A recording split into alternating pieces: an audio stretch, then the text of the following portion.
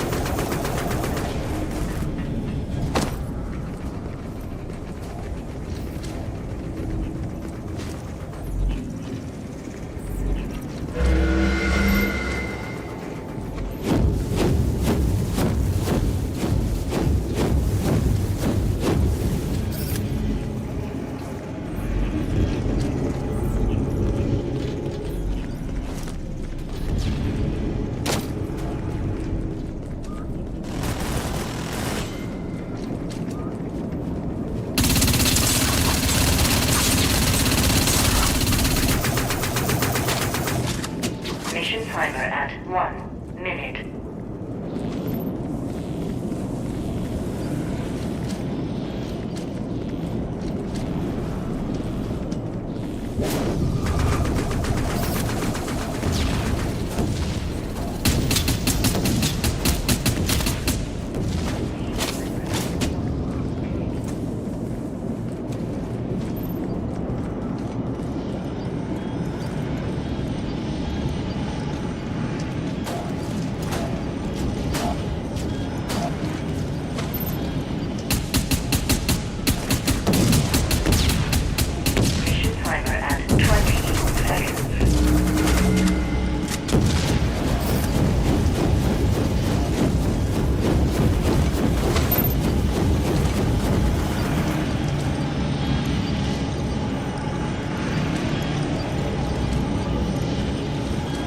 Mission accomplished. Prepare for extraction.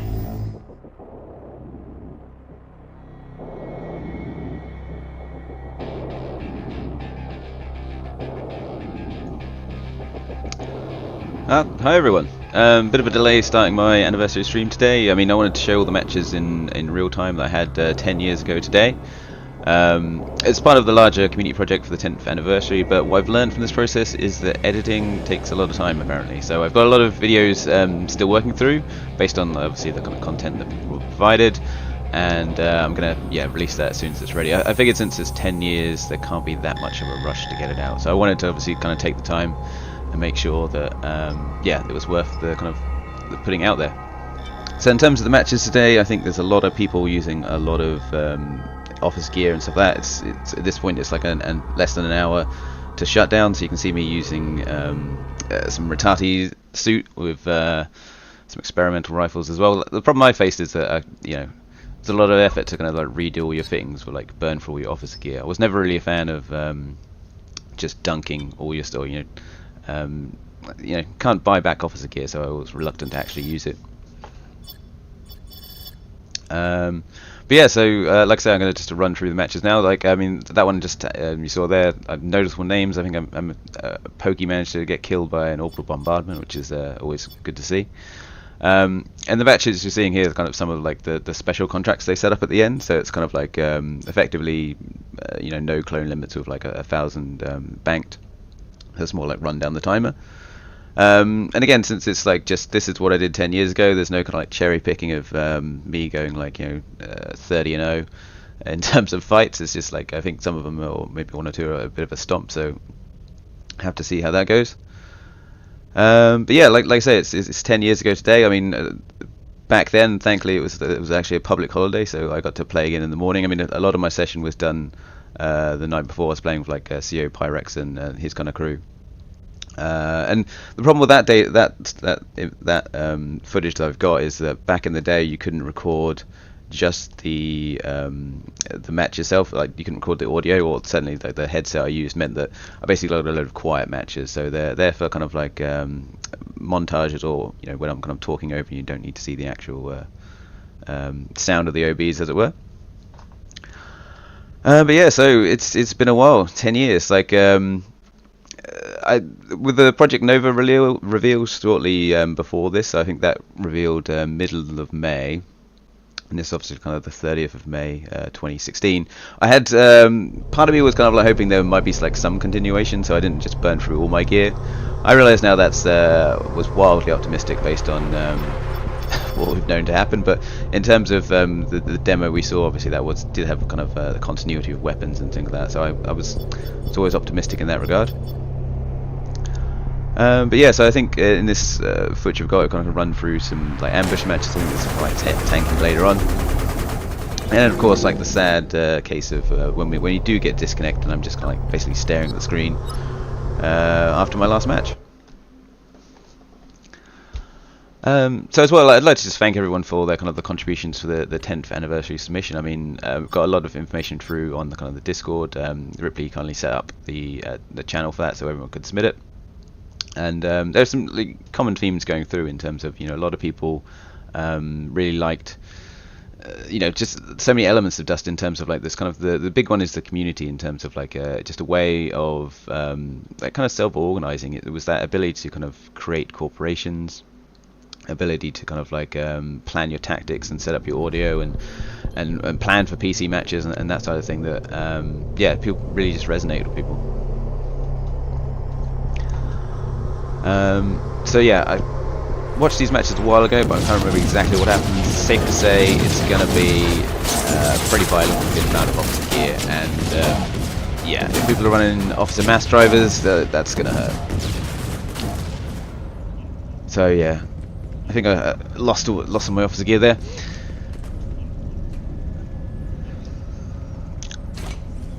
Yeah, in terms of like most of the matches, I think I'm just like staring at the dev scene, kind of contemplating what fit to run next. Yeah, because I've got my 19 frames, but even though it's the last match, or the last few matches of the last day of the dust, I'm still struggling with that. I can't throw them off the gear.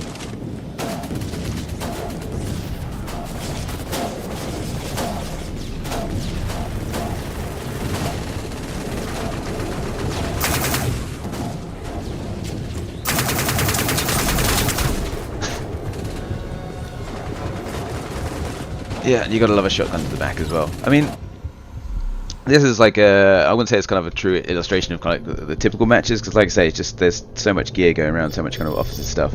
And I'm not doing well at the start.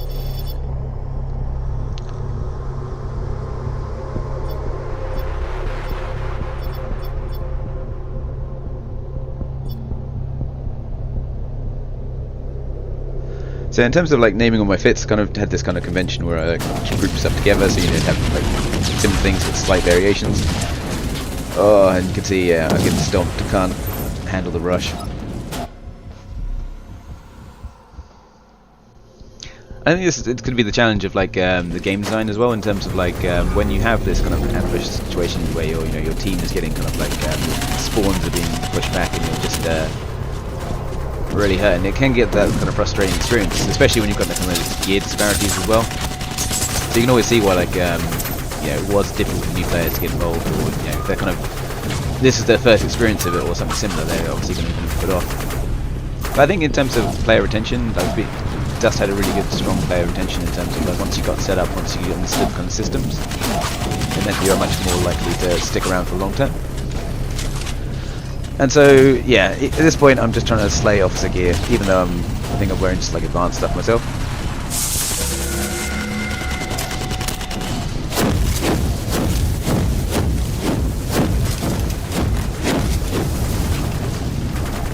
As you can see, our team is getting slaughtered by just the sheer amount of officer and warbird strikes and myofib jumping guys.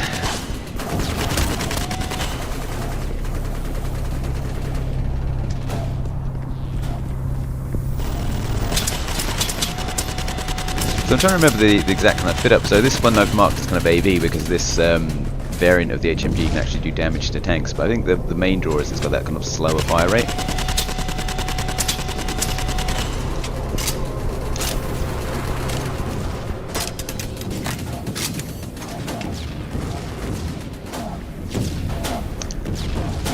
And I find this is another situation with like kind of running solo as well. The problem I face is like a lot of my footage, like because I didn't record when I was running squads, like say because the audio issues meant that most of my footage is me just getting struggling to survive in pub matches.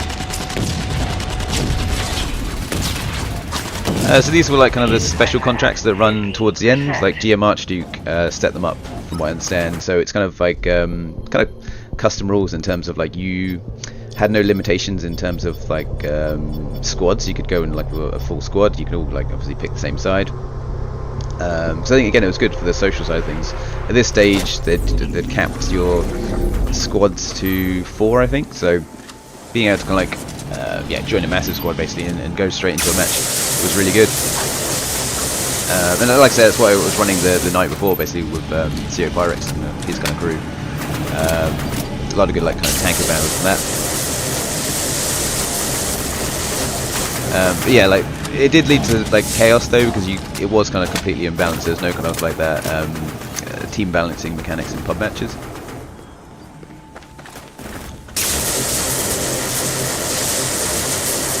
Let me know if the audio is a bit high on the. All I'm hearing is like a massive laser rifle, so let me know if you can't actually hear me.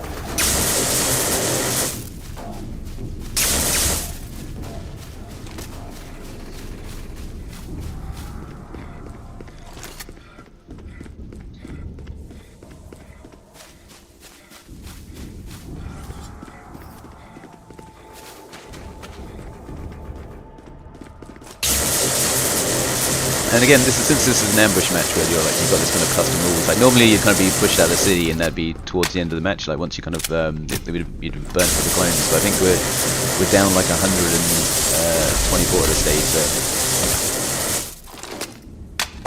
it's still going. Yeah, it's got to beat the timer.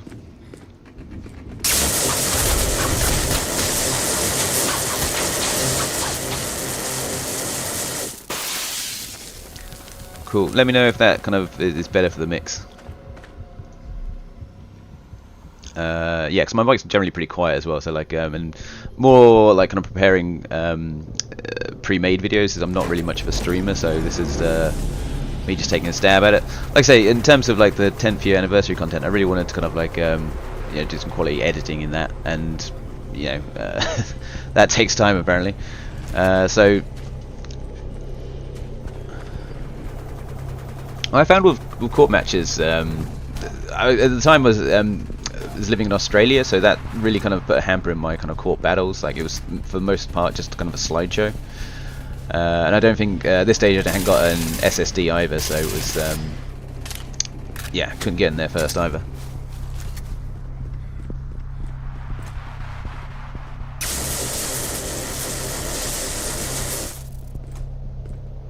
But yeah, it's the kind of commitment as well. In terms of you got to be awake at a certain time of day, got to defend those timers, got to kind of organise. I think I did like some, just kind of like joined in some like ringer matches, or just joined in some court battles when people needed spaces. But yeah, it's never really worked out very well for me.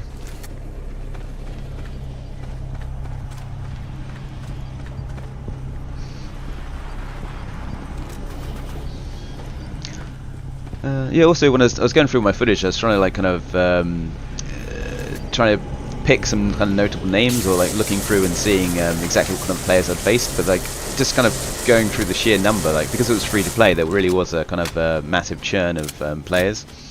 So just trying to think of like noticeable names. I think at this point Pokey was playing. I think he's in this match on my side, but I'm not sure how many other kind of like famous names are in there.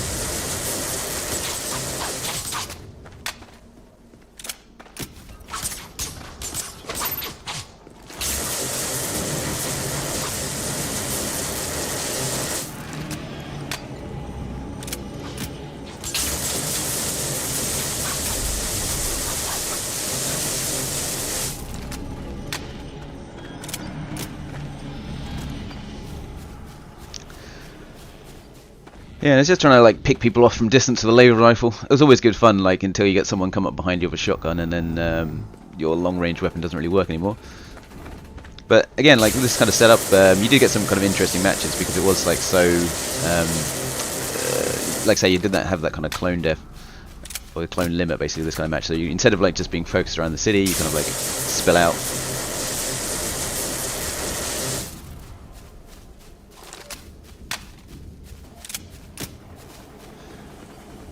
Yeah, it has been so long, 10 years. I mean, yeah, mine's pretty easy because I just kept my gamer tag, as it were. So,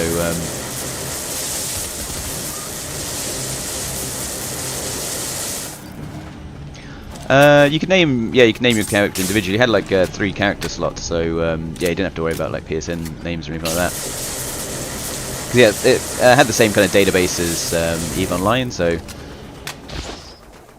yeah, it's all kind of custom how you set it up.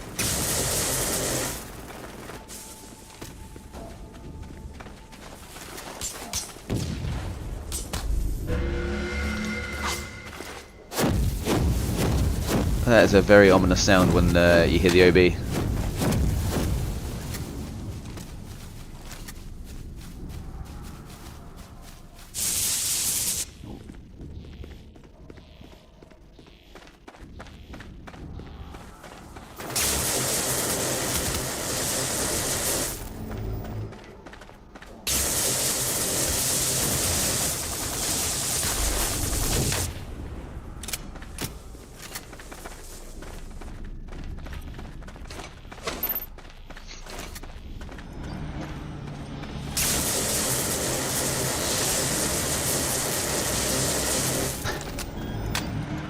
Well, they also, when they did the whole kind of Project Nova thing, or when they did the final kind of reveal in the run-up to EVE Vegas, I think you could reserve your name. So that was, they were kind of like purging the EVE database and getting rid of all the kind of like old names. So like that was one way to save it, because I think now a lot of the ex-Dust mercenaries you can't search for them in the Eve database, and they're all kind of been renamed to like Minamatar Citizen and that side of things. But I do have Juno Tristan still in the Eve database. It was reserved, so saved as a contact as well, so I can kind of like reminisce on how many years it's been since final shutdown.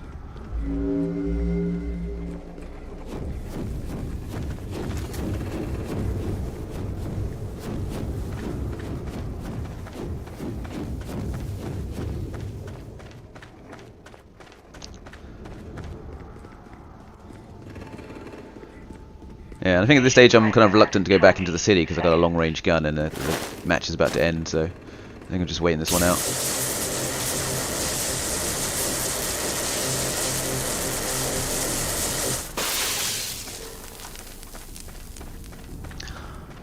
Kind of like played Eve on and off, so it's also how I kind of like first heard about Dust in terms of the link between the games. But I'd kind of moved to Australia at the time, so like I was trying to like not do much gaming.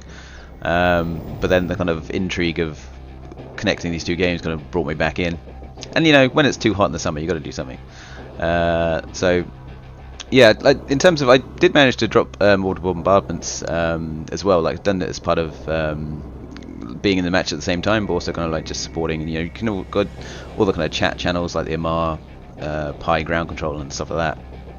It's always good fun to do, although it's kind of a massive challenge to kind of chase them down and go through all the different systems and gate camps and like connecting to the district and not being seen. But it's good fun. But yeah, I've never been like a massive Eve player, just more like kind of a dipping in, dipping out. I've not kind of gone for the 10 multi-box setup. Yeah, so you see here, like even though it's the last day and the last kind of thing, I still can't bring myself to use all the high-end gear. Like, say, to be fair, once you've got those kind of setups and you're kind of used to it and you know exactly what you want out of it, yeah, it becomes like more effort to actually kind of reorganize stuff.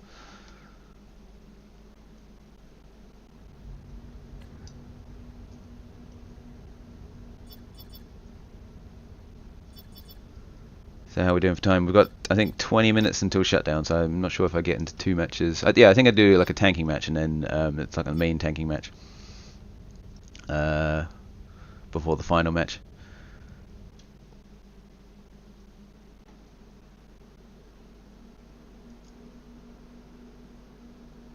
And yeah, it is weird to think in terms of like when I first set this up.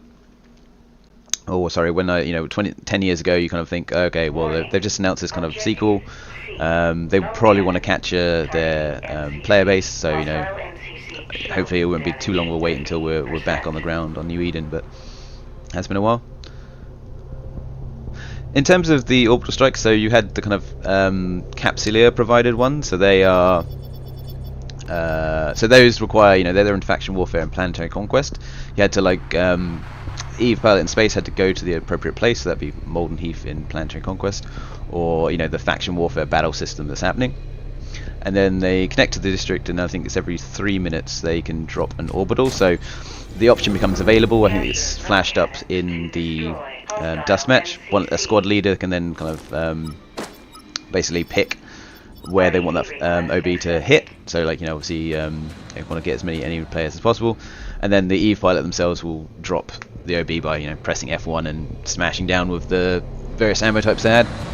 In terms of pub matches, you could get like warbird strikes, so that is effectively like kind of kill streaks. You get enough war points as part of a squad, and then the squad leader, once they hit certain thresholds, can drop an orbital.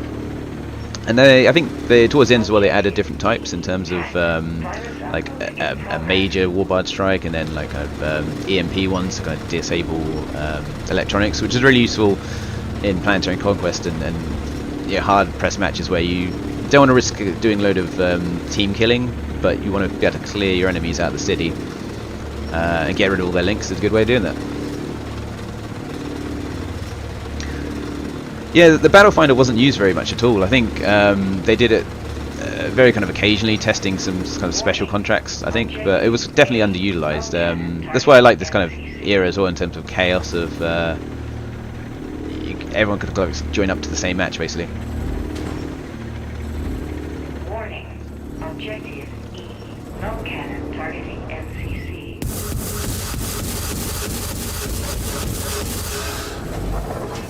Yeah, I think this is going to be a tank-heavy match, so I'm looking forward to this. Well, the good thing is, I mean, I've got a kill streak, but it wasn't like that per se. It was that kind of, you know, war points basically. So doing like kind of team contributing things. That's, you know, healing as well. Well, healing was kind of the main source of it. But in terms of, you got the using spawn up blicks and ammo providing the squad, and, you know, obviously kills, and being able to do the kind of squad priority as well in terms of the, you know, put the ring around a player, and they get that kind of extra benefit of doing squad orders.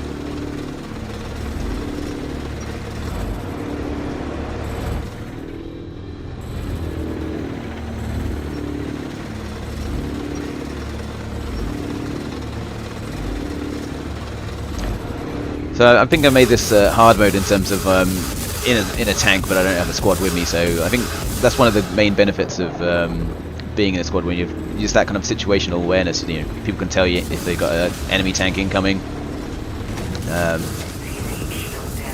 so you're not ganged up like that.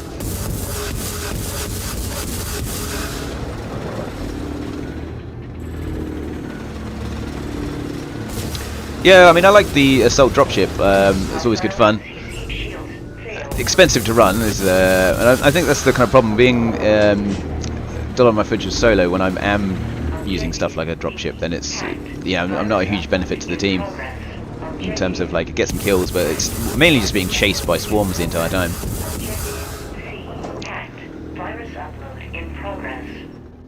Yeah, because the assault dropship variant that had, you know, your ability to fire forwards, and you also had the kind of the standard, you know, 50 minutes ago, you also had the standard passenger ones as well, where they could fire out the side.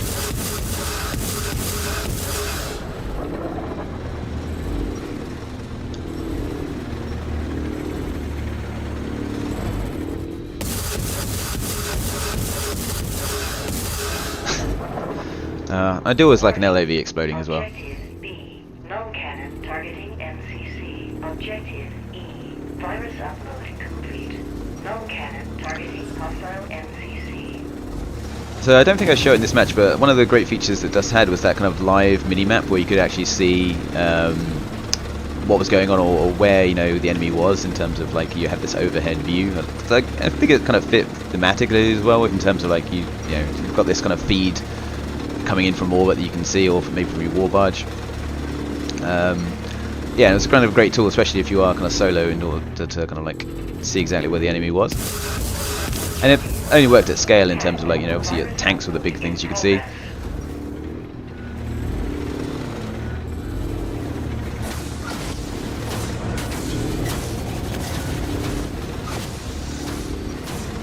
This is me kind of panicking as I'm trying to, like, get through the gap and failing, I think. Then the world ends. But again, like, the kind of range you had of fitting in terms of, you could obviously have like armor tanks with missiles, or railgun, or blasters. I mean, the two main kind of tanks I would run is this kind of alpha blast, you know, do as much damage as possible missile fit, as well as the like a kind of sustain tank. You'd put like a mobile spawn point, so like players could spawn in. And then that had a good level of sustain, where you know, equipped with a blaster, you're not going to be able to destroy an enemy tank, like, unless you've got like 3 gunners, 2 other gunners as well. But it's really good to have that kind of that beachhead. I did use a fair amount of. I did play scout quite a bit, but it's mainly kind of like, certainly at the start as well, like getting in for those uplinks, dropping those quickly. But I think my kind of play style evolved over time. I think towards the end it was a lot more kind of running commando with you know, kind of dual wielding plasma cannon and yeah, plasma cannon and AR as well. And I am pretty terrible at using shield tanks because I'm just not used to them.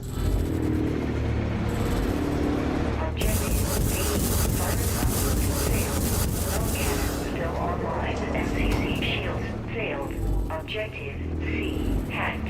Virus upload in progress.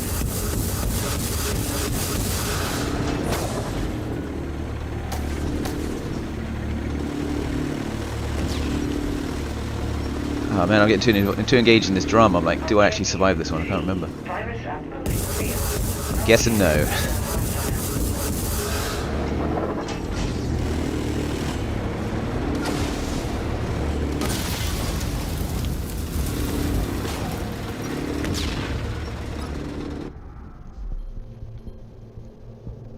hostile. Again, this is what I liked about the game in terms of you had this kind of like multi fights going on. And obviously, you got like kind of the city, which I don't even get to see the city the entire match. But you're having this kind of good tanking or yeah, armor fight outside. And again, at this stage, I don't think I was very heavy on tactics with its you know, pretty much the last game to go. RDD request Um, accepted. So what was happening is those MCCs, they were being destroyed by null cannons, so like they're getting missiles against them. So the points you see, like basically they have a cannon attached, or like, and then every kind of tick, it fires an actual missile and hits the MCC. You could not do any damage yourself to them directly. What it was always amusing, as you'd see at the start of a match, or you'd see new players like basically join in. And they'd get a missile turret and just blast missiles at it for a good few minutes before they get bored and realise they're not doing any damage. But I think it's a rite of passage though. You see a missile installation, you've got to use it. Oh yeah, definitely. Like I think originally you could snipe out of the MCC, or not sure which way around it was, but yeah, I think they kind of patched that, or they fixed that, and then yeah, players would just get on top of it. The Manus Peak, I think, was the worst for that because it's kind of really quite close to the main objectives.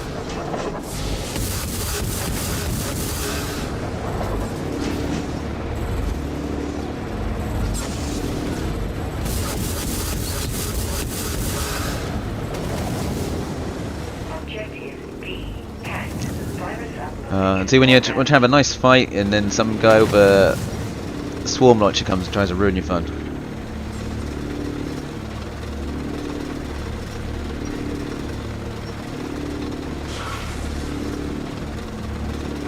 Objective B. Virus upload failed.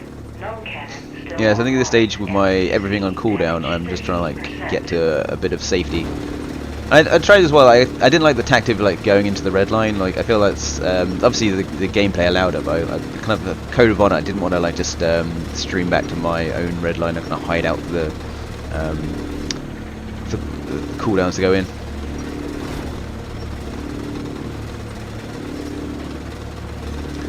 Yeah, people love the, you know, get in a dropship, get up high, and then rain down with like a sniper, or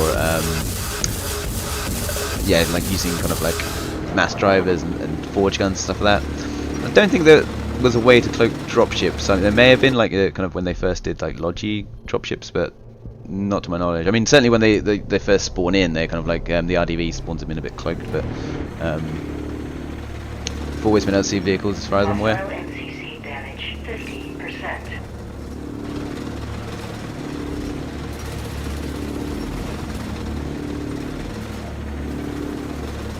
Yeah, the C4, the remote explosives. There's loads of tactics you do with those. I used to like they used to call them jihadi jeeps. You know, you just strap a load to an LAV, and then smash into a tank in order to kill it. It was always good fun. I mean, as a tanker, you had to be aware of that. Like, you had to be like, you suddenly see an LAV streaming towards you, and you just need to get like, if you could just one hit, you can kind of like trigger the remote explosives depending where they hit it, where they attach them.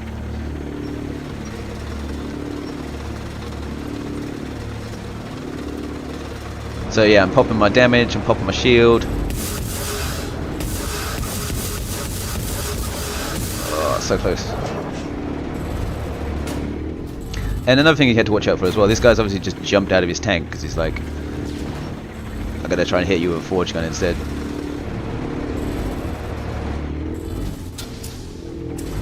Warning. I don't like my odds, 2 against 1. B. No cannon targeting MCC.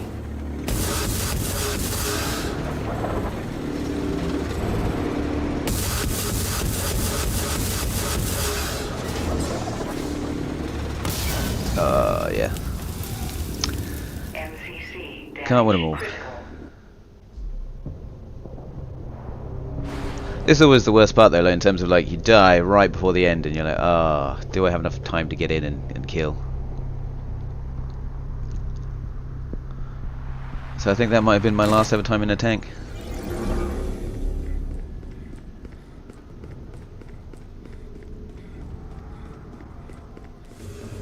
Mission failed. MCC destroyed. Commencing TACnet shutdown.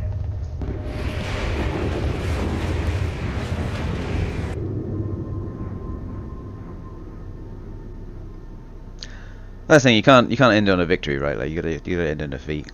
That way you just want more.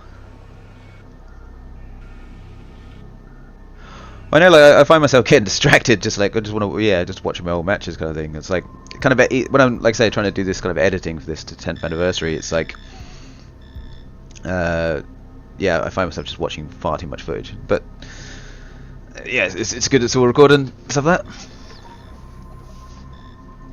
And again, just in terms of the range of things you could do, in terms of like I look through the battles and I've kind of like on foot as well as kind of like tanking and dropship and all that sort of stuff.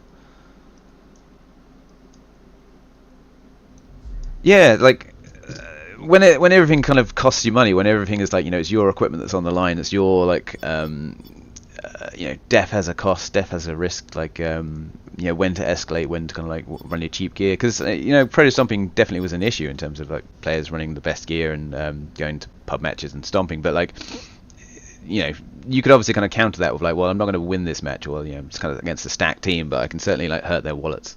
And you'd switch to explosive stuff, so you knew that like there's no chance of them reviving, so it's always good to run the plasma cannon. And I think of this one as well, like I've got like 5 minutes left. This is not a full match. I'm going to quickly leave and like I say, jump into those special contracts again. So yeah, I just got my 5-minute warning on oh, isn't that a nice message? Yeah, so got my 5-minute warning before shutdown, got to send a quick mail, and then into my final game, which we get a few minutes of.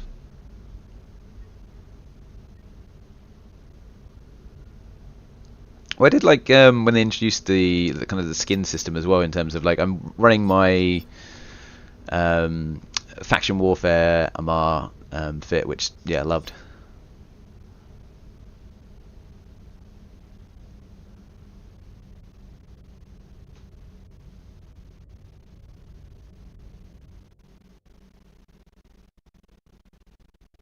Yeah, so I think my last ever match is on Manus Peak, and I domination for that.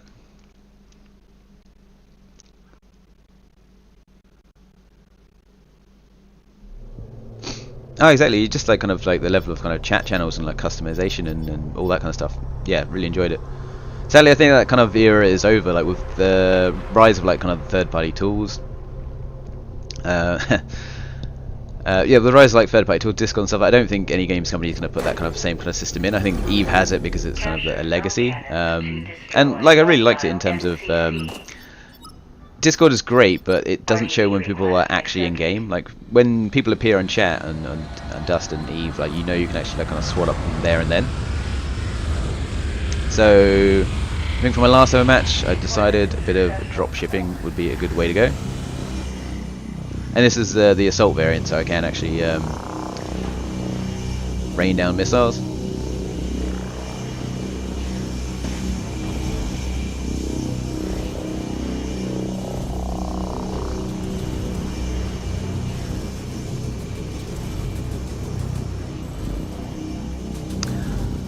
You could spawn in the MCC, so that would be the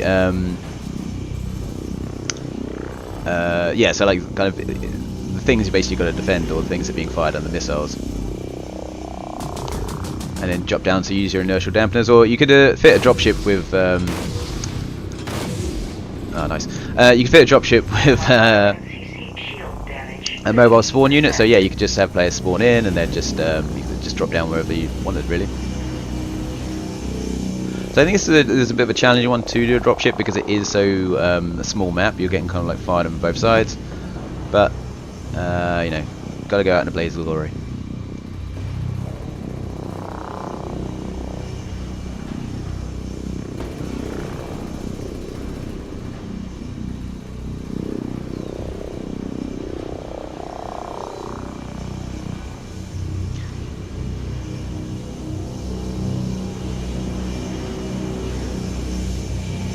Well, I think one of the benefits of this is, like, unlike Battlefield, where it's someone's actual, they're taking kind of a team resource if they want to get up high.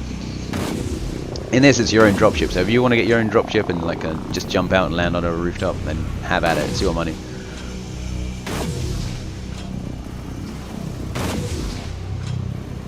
Yeah, that was always a good one. Like the snipers up top, or like I used to dread when you had like the forge gun snipers up there if you're kind of running a tank, because you like, especially when officer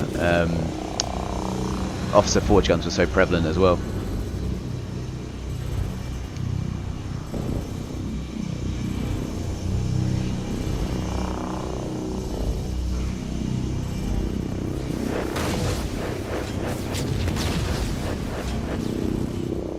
But yeah, not a lot for me to shoot in this one, I'm afraid. I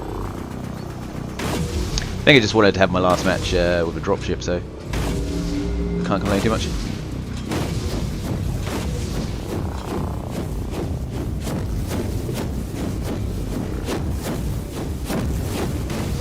And yeah, so in terms of this, the pub match, so orbitals will only damage, you can't damage your own team with orbitals, whereas like you'd have a faction warfare or a Planetary Conquest, and that would be actually risk of killing half your team if you misplaced it.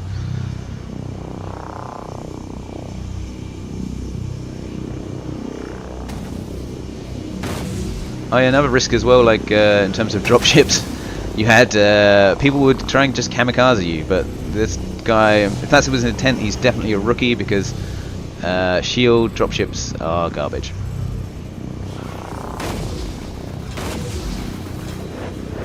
Hostile NCC shield damage critical.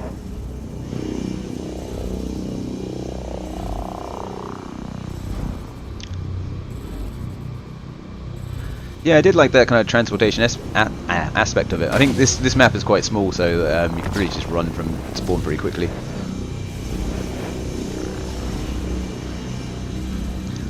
But sadly, we are now approaching the end. Hostile NCC shield failed. There you have it. I think it's going to be the last. I'm claiming the last ever vehicle kill, basically, because that was like on the money in terms of hitting the shutdown notification or being disconnected.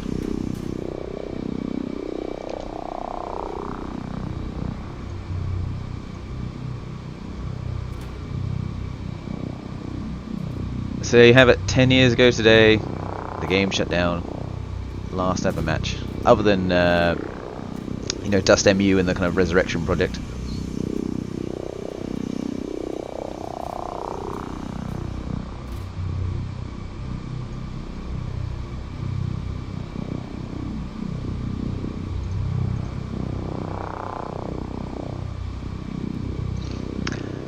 And sadly, my dropship does not survive, or did not kind of just start streaming across half the map. I kind of eventually got beached upside down.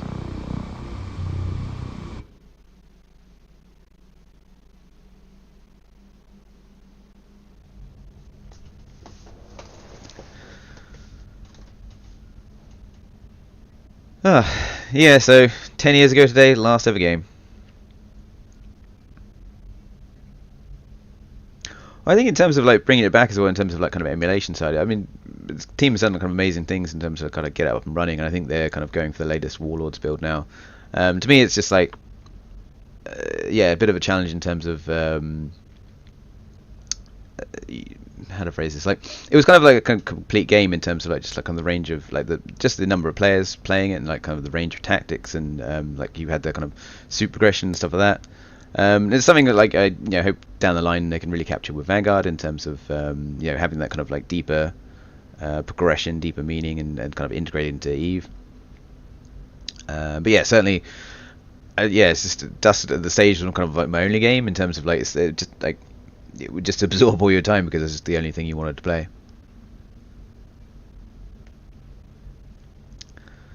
So yeah, this is me just sat in the war barge, well not in the war barge, in the mercenary quarters, not wanting to press the X button and seeing how long I could stay in for.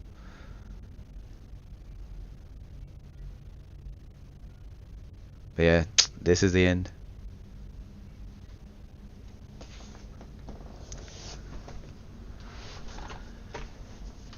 Yeah, I mean, I'd agree with that. It's just because done my interview with CCP Ritati. That should be airing later on today. I think I posted that for 5:14 in the afternoon UK time, or maybe UTC. I'll have to check that.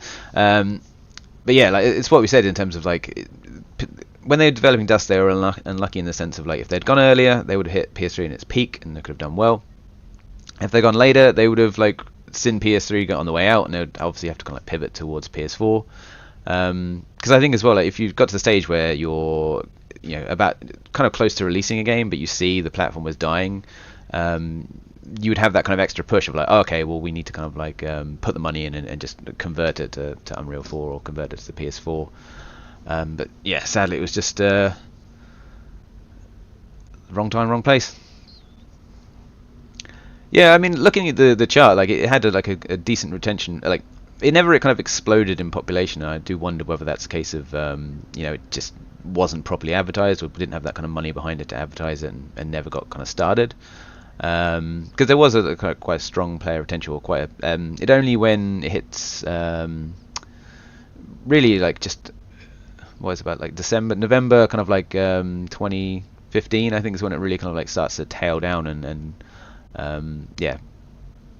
the player count goes really low. I think that continues as well. I'm not sure if the case of people getting PS4s for Christmas, and then like you hit January, and then suddenly server numbers are particularly low as people don't turn their PS3s back on.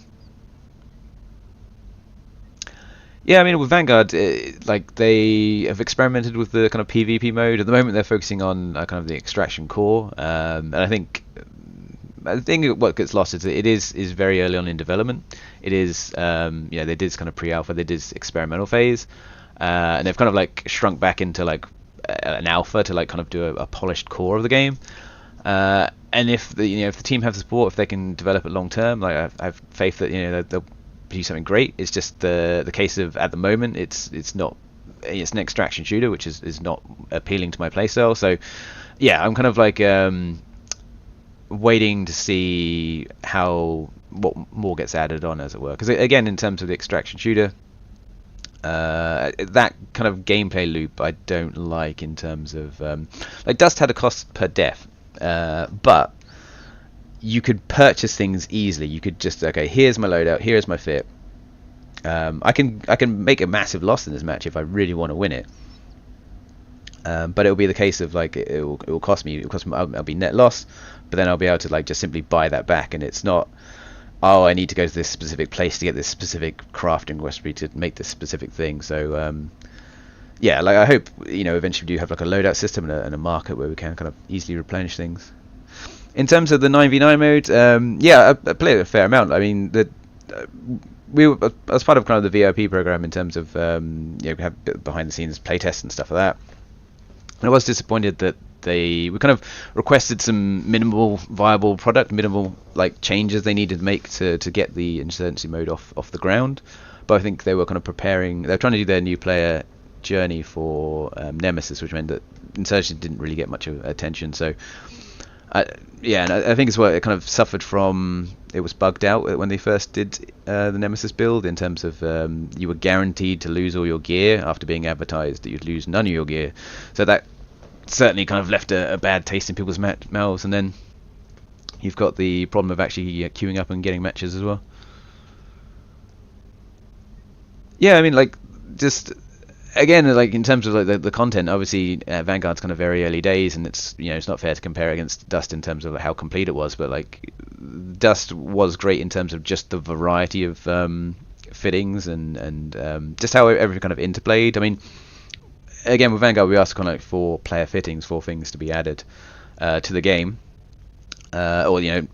but at this stage it doesn't have those levers, it doesn't have those things you can affect meaningfully. In terms of Dust obviously had your kind of like the whole scanning position, the being seen versus people seeing you, and all those kind of modifiers they could do, as well as speed and stamina, as well as obviously kind of the more obvious stuff like your health and your kind of like health regen as well, so your armor versus shield, and again like all the weapons they had as well, in terms of like you've got damage profiles of shield versus explosive and kinetic and that side of things, laser and that kind of thing. So yeah, I'm looking forward to Vanguard long term because if it does have that kind of features in, it will be really good. So yeah, I'm not sure how long I stare at the disconnector screen, but it was a while.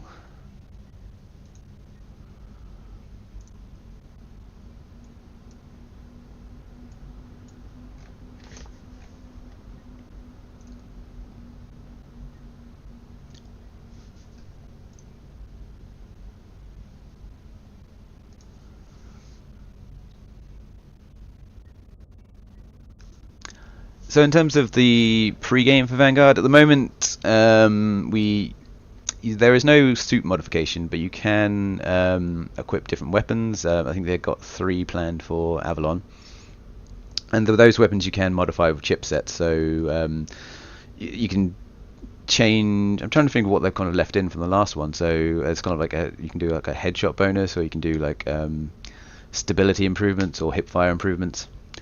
And one of the things that oh, in terms of did I leave my chair? I was probably just staring at it in a state of shock, really. Like no, I think like after playing it for that long, I would have obviously taken a break and then just left it because I wanted to see like how long I could leave it on for. I think eventually it does probably kick me. I'm not sure if it's like when tranquility goes back up or something, it just boots me.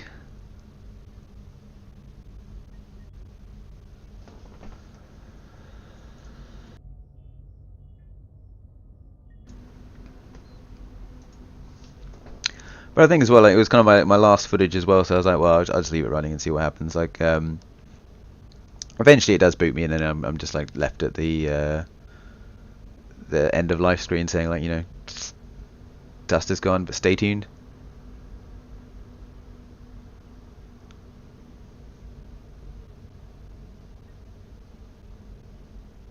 You got the peaceful, I won't say music, but the blinking sound effects of those to keep you entertained.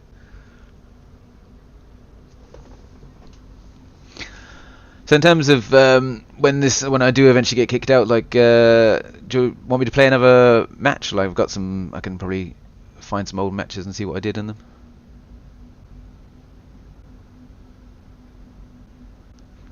I've not participated directly in the Dust MU stuff. I'm on the Discord and I can see what the guys have been posting, but it's a case of like I've been trying to like do this kind of prep for this 10th anniversary stuff, so I'm holding off until I've actually completed that because I know that I'll just be playing Dust instead of actually doing video editing, which I don't get a huge amount of free time as it is, so got to be a bit disciplined with it.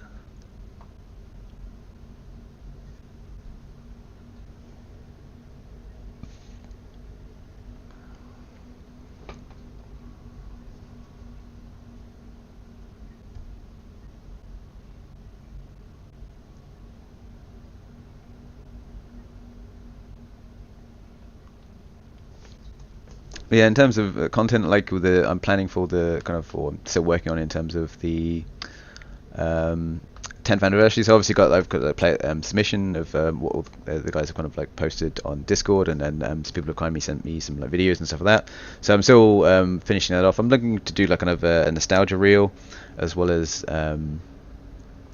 yeah, kind of like just cover off the kind of history of Dust as well, in terms of like still working through the Rouge wedding, or the FanFest 2014 announcement of Legion, which is interesting because I think it gets kind of like people kind of look at it 10 years on, or late, after the event, and kind of understand why players had such a reaction, or just that the reaction was just for the fact it was PC exclusive. But it was much more kind of in terms of just how they went about the presentation, in terms of there was just kind of a build up, or the game state of Dust wasn't in a great state in terms of like a year after its launch, kind of player numbers as well as other factors. But like it's just the way they went about it in terms of like, I get that they wanted to announce it to a PC user base at FanFest, and they did get a good strong in-person reaction. But it's kind of that culmination of like, this is going to be Dust is going to be a 10-year game. Dust is going to have all these things. Your progression matters. Your character matters.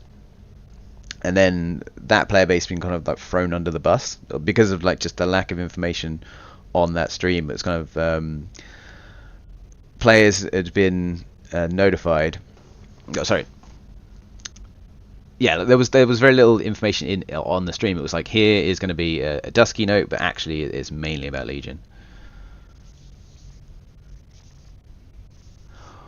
Well, in terms of like the reaction on the forums yeah, people were kicking off because, like I say, it's the gaming scenario, the gaming kind of environment back then was very different in terms of like, I think a lot more players are PC players and also will play both console, and like there is this kind of expectation if a AAA game will be on PC and console, because that kind of these days they have that shared infrastructure, whereas back then the PS3 was obviously like a massive hassle to kind of code for, or very kind of bespoke, and so there was this expectation, like certainly from CCP as well, that they were not going to make another console game, or that was not going to be on PS4. I think a lot of the reaction could have been alleviated if they'd basically said, we're making Legion, it's going to be on PC, but we are also going to put it on console, and we will not turn Dust off until we have this kind of Legion on console available. So there would be that kind of player continuity.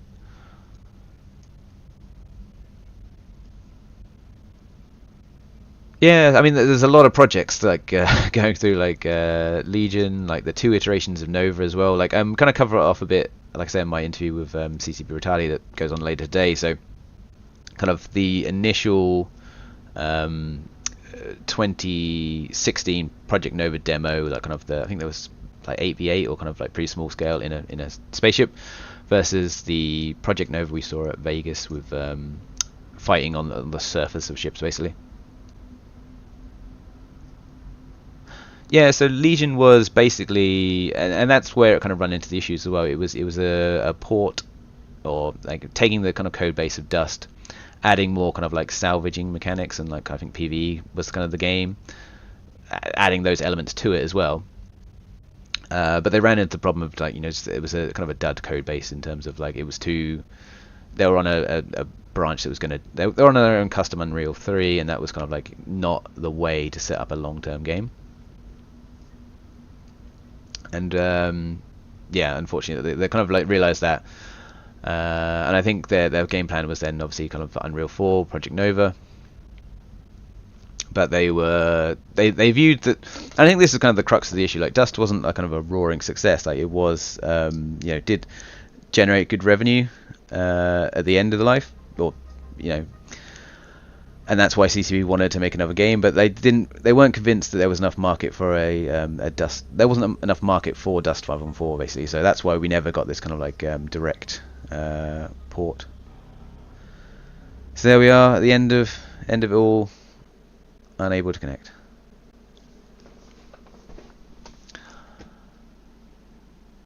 I'll run another match just because I've got time. So let's see how this goes. Oh, we got. I think this is just like a kind of a random one that I just had on my hard drive that I figured it might be a good option. So yeah, I can't remember. I've seen it in a while. So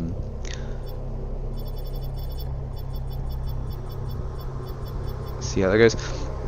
Yeah, I think this one was recorded slightly before, or maybe it's a 2015 one. So yeah, so it would have been a while back.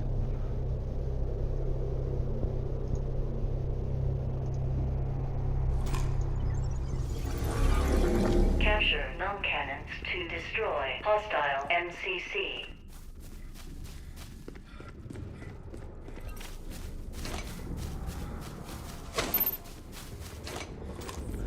Yeah, and so if I go through my kind of tactics, I mean, at the start, you obviously got to get your fast fit, you've got to get your uplinks in as soon as possible.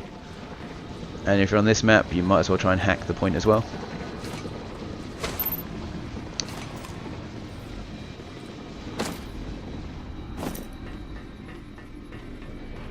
Well, I think it's difficult to kind of unpick exactly with Legion what was the main cause. I think it's kind of like, it was that kind of combination. Like, had the community like really loved it and like everyone been like really positive about it, I think that would have been basically developed. It would have been carried on, even if they would have kind of seen, okay, we need it long term, let's go Unreal 4. But because there was such a poor reaction, and because like the code base they were using was kind of a dead end, it meant that yeah, it was kind of quietly scrapped. It kind of ran into those technical issues, and there wasn't the big push basically behind it in order to get it across the line. That's again as well where they kind of quietly started making more changes to Dust as well. They did CCP Retardi did the initial hot fixes, which from what I understand was more like kind of like tweaking the numbers, like damage for weapon and weapon profiles and that side of things. Whereas you got the much larger Warlords updates, which introduced the 2D Warbarge sprite where you could you could basically just buy components and upgrade gear and that side of things. But that was their kind of their main kind of let's keep the server on, let's generate some cash.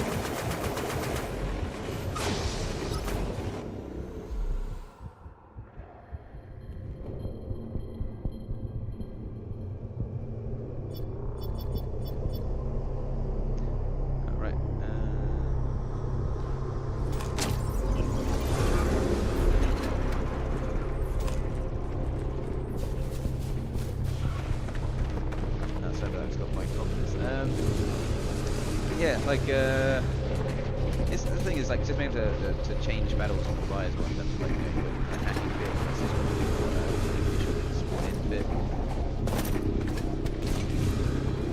Yeah, if you wanted some cloaking, here we are. I'm not sure exactly how well I do this. Running Mimitar was not really my main thing, so we'll have to see if I actually just keep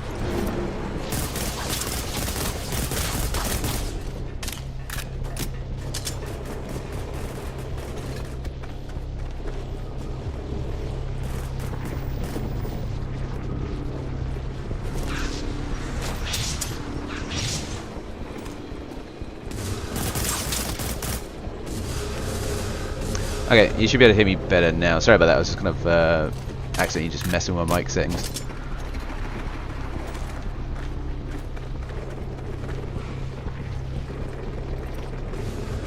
Hostile MCC shield damage 50%. I think as well as one of the battles, again I'm kind of running solo, so I'm kind of do the Omni Soldier just fill in for whoever the team needs. Cool, good to see that's working.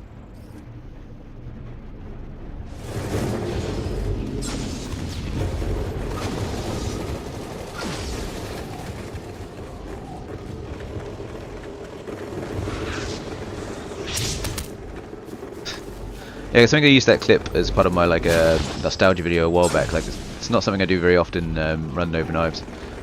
And again, it's like kind of the combination of like trying to fit in all the different weapons there are. And it's like, well, what have I used versus what have I actually got footage for? The problem I found is that a lot of my older footage, I'm just running like commando constantly.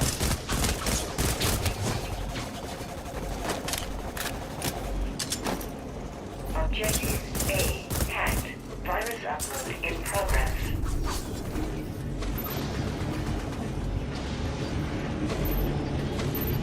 Oh, killed by militia. That's a bit of a shame.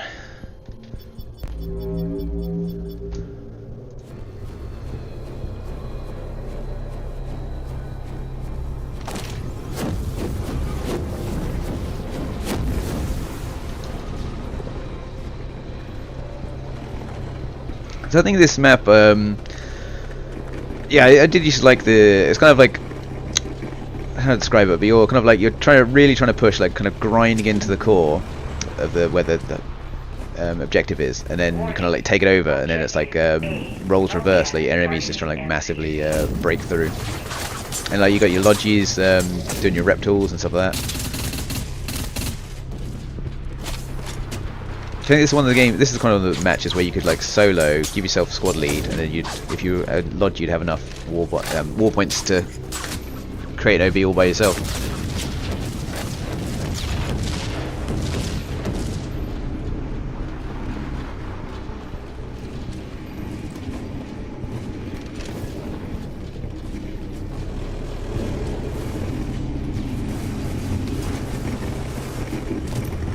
Yeah, so my main weapon, my main suit was called the Galmando, so this is like mainly armor based. So I do lose my shield pretty quickly.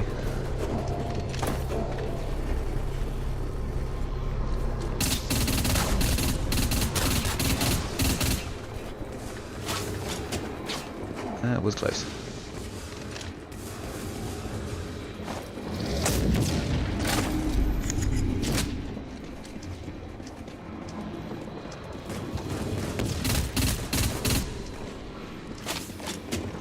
Yeah, I mean, I do like this game because I do find the ammo wasn't really a problem. Like, you could, with nano hives, you could kind of restock yourself pretty easily.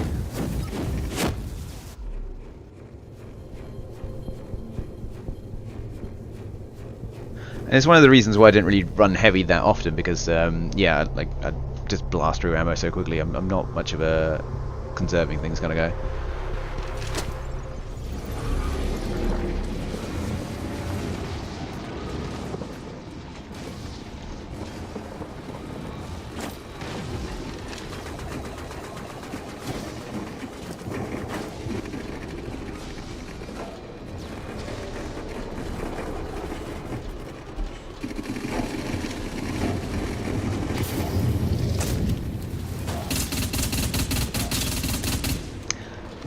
I think one of the challenges, I think you just saw me blast through someone that's just running like an anti-vehicle starter fit, so that might be like their first game or the first few games. It's like,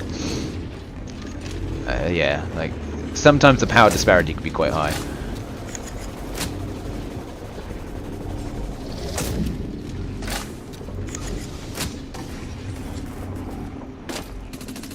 MCC shield damage 50%.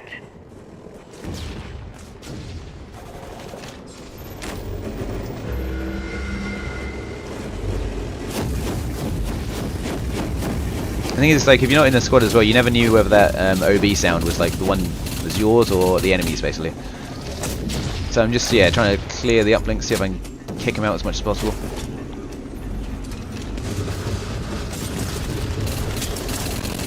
And get him to stop doing it.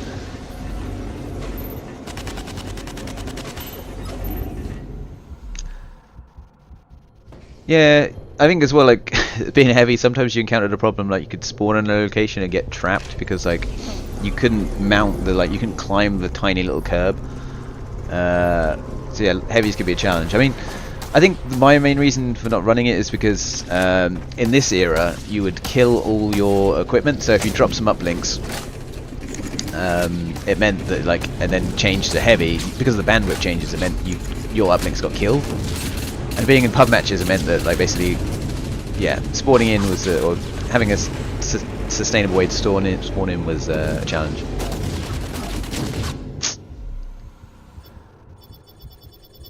Yeah, that's when when you're up against like a proto heavy with a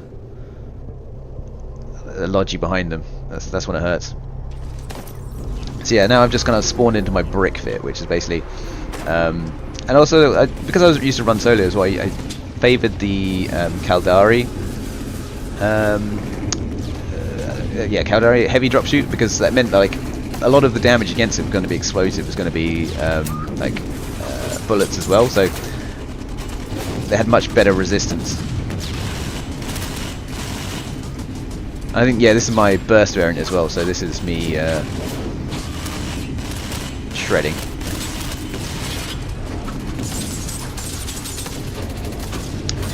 Yeah, so the highest gears were your proto suits. You got your or prototype, I think is the full name. You got your militia is obviously the kind of the free gear, no skills required. You got the basic, advanced, and then a militia. Oh, sorry, and then prototype. And then also we had officer drop suits, so few and far between in terms of not for every race, but yeah, they were kind of the things you could buy off the market.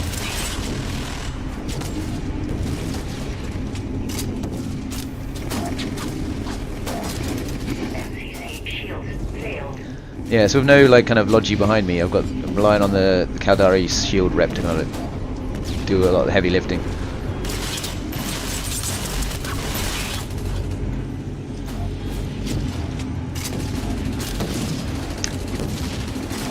And I think you got a range of equipment as well. So you had the obviously the Logis behind you that can have the healing beam, but you also got the nano hives. You can have repairing ones as well. So yeah, it's a lot of good equipment to use, basically.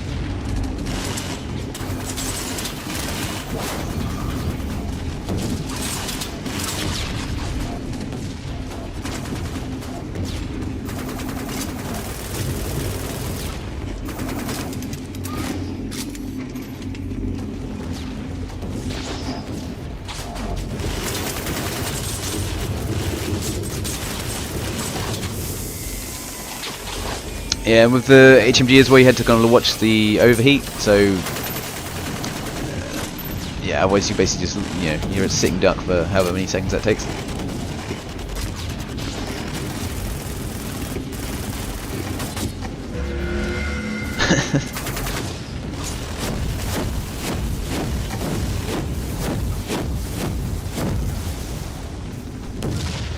Yeah, like I say, this one, like because of the way it's set up, you got the Logis, so kind of obviously healing the heavy. It's just there's so much opportunity for dropping OBs on people, and like I say, when you hear that sound, you're like, do I need to run or does the enemy?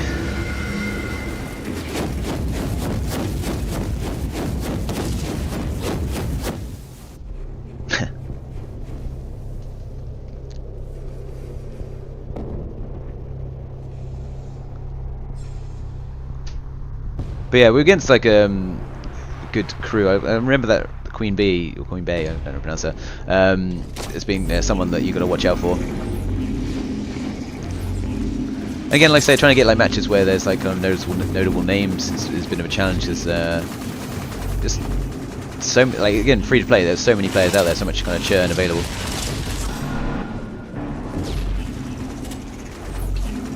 And I think this clip is actually from my like nostalgia video from a while back. It's like when we finally turn the tide.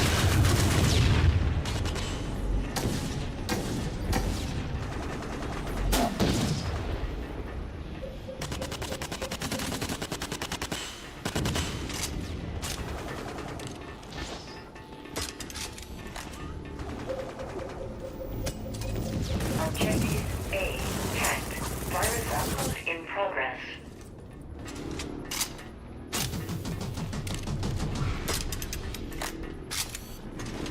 MCC damage 50%. I think I was pretty lucky there. Basically, I was out of ammo, but the guy saw the big HMG and just ran away.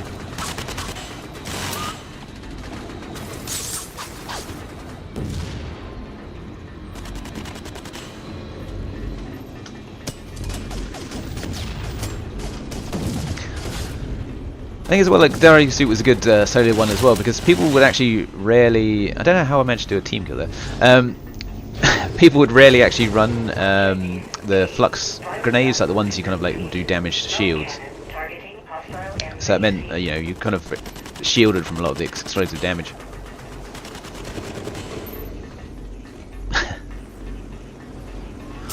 What I like as well, like there's someone like behind the scenes or something, another player on both our side and their side, like just doing the kind of like scanning mechanics, like so kind of like benefiting the whole team really. Hostile MCC shield damage critical.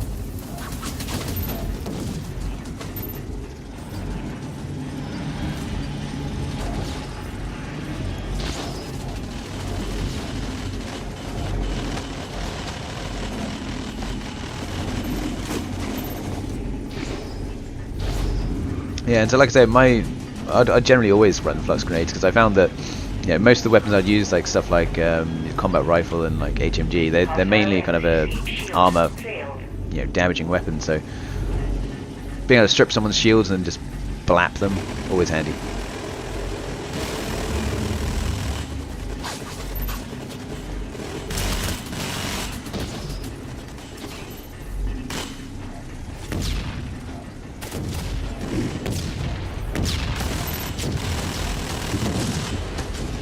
I think as well, like Dust had like such a disparity in terms of like the amount of health and shield you could run. I mean, I think like this suit has about 800 shield, 550 ammo. Like it is my brick fit, as it were. So it's gonna melt most things.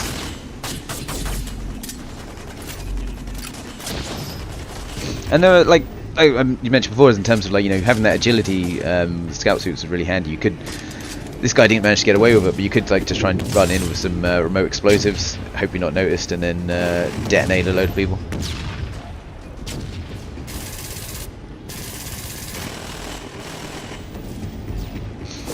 Well, Vanguard, they're kind of they are changing the weapons. So the latest build I had featured the shotgun and the old Amar sniper rifle, marksman rifle.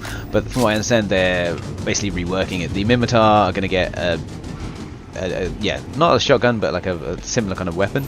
And then there'll be a new. They actually revealed it in the FanFest keynote, like a kind of a concept art of it, like it looks a lot like the Scrambler rifle, but it's meant to be a marksman rifle. So yeah, that should be there in place for yeah, for the Avalon playtest in July. Ooh yeah, that's a nasty laser rifle.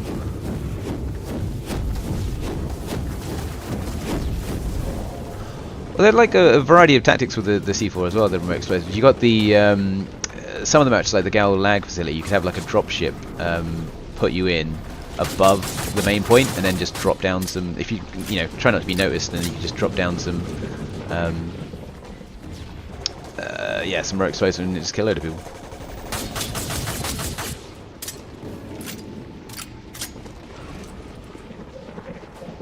What I find as well is, I know at this point I'm using an HMG, but like there is like a lot more kind of like not aiming down sights in this match, in Dust in general.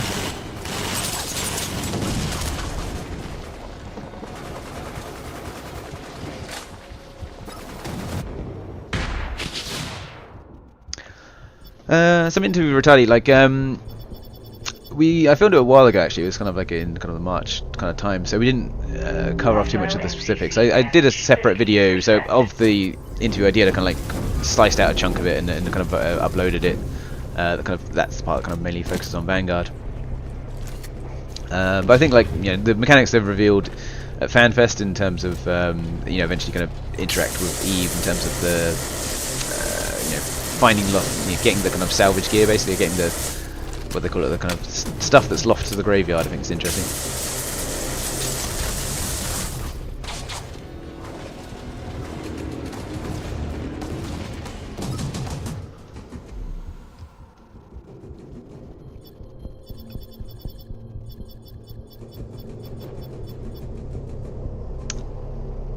And I think I decided to go back to Commando because that tank needs to die.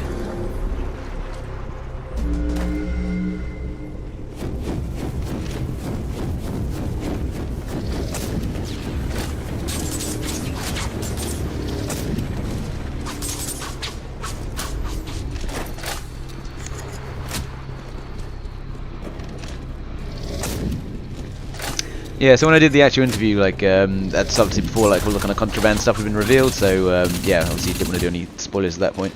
I think it being a Eve and a Vanguard thing meant it's quite like kind of yeah, really quite secretive.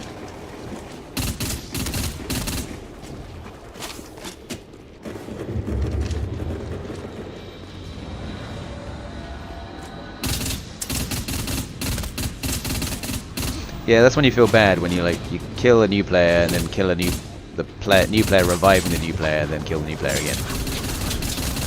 Objective A hacked. Virus upload in progress.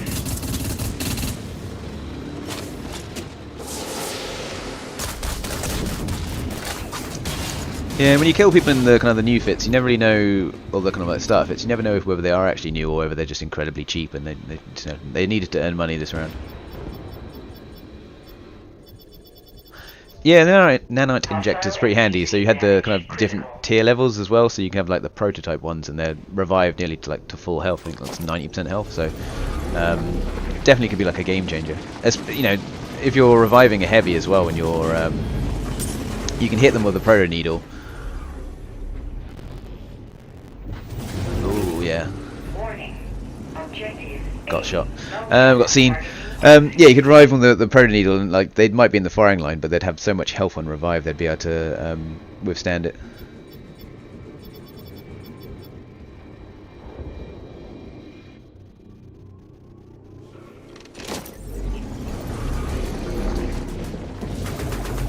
Like, interesting thing as well in terms of your MCCs would be firing each other, so they'd actually be damaging each other as well. It's not just this kind of central point that would do the damage. So now they're down to 1 tick. It's like, will our MCC be enough to kill it, or do we need to take the point in order to win? Because I think again this is one of the special contracts that where like you're not going to run out of clones.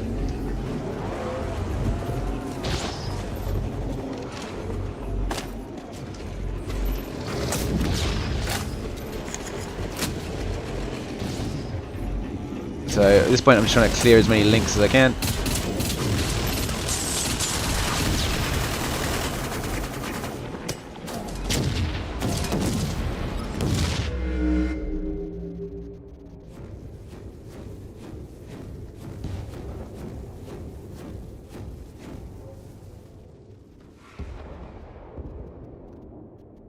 MCC damage critical. Mission accomplished. Hostile So there you have it. MCC We won. destroyed. It was enough in the end to like the like I said, that kind of MCC tick rate.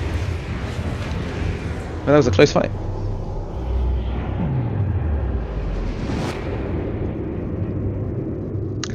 Another challenge I have is my footage. I like to have obviously like kind of the end of match screen, so I can see exactly like how I did, and like try and have that kind of like